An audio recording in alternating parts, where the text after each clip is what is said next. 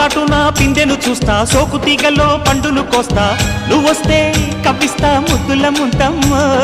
ఉక్కపోతకి ఊపిరి పోస్తా, పక్క మేకకు పంట కట్టిస్తా, ముద్దిస్తే బుక్కిస్తా మధ్యల మోతయ్యో.